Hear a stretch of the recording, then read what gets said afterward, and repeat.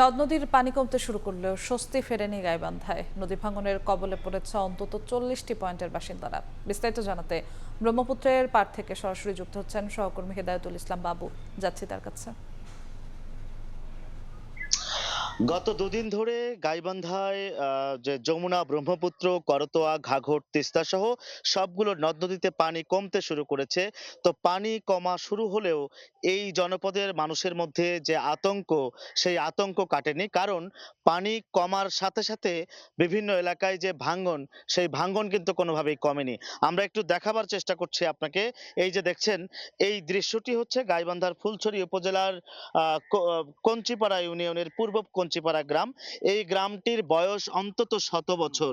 শতবর্ষী সেই গ্রামটিতে আমরা দেখছি যে ভাঙ্গন, এই ভাঙ্গনে গত কয়েকদিনে অন্তত আহ ২২টি পরিবার, ২০ থেকে ২২টি পরিবার যারা ক্ষতিগ্রস্ত হয়েছে, যাদের বাড়ি ঘর, ভিটে মাটি, গাছপালা সব ব্রহ্মপুত্রের গর্ভে চলে গেছে। এমনি ভাবে আমরা জেনেছি যে গাইবান্ধা সদর, সাগাটা, ফুলছড়ি, পলাশবাড়ী এবং গোবিন্দগঞ্জ এই উপজেলাগুলোতে বিভিন্ন এলাকায় নদ নদীর তীরে যে জনপদ আছে, গ্রাম বসতি, সেই বসতিতে অন্তত 40টি পয়েন্টে ভাঙ্গন তীব্র আকার ধারণ করেছে বলে পানি উন্নয়ন বোর্ডের পক্ষ থেকে আমাদেরকে জানানো হয়েছে।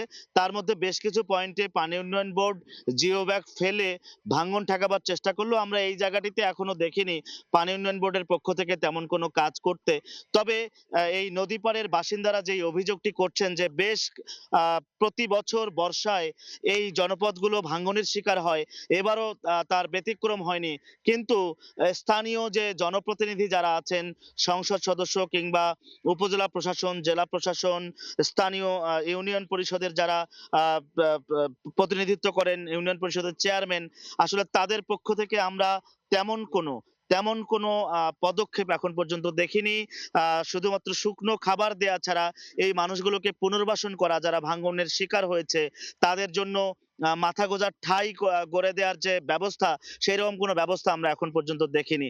এই ছিল গাইবান্ধার ফুলছড়ি উপজেলার পূর্ব কঞ্চিপাড়া গ্রাম থেকে যমুনা ব্রহ্মপুত্র নদের ভাঙ্গন কবলিত এলাকার মানুষের দুঃখ দুর্দশার সবশেষ খবর। সরাসরি যুক্ত ছিলাম গাইবান্ধায়।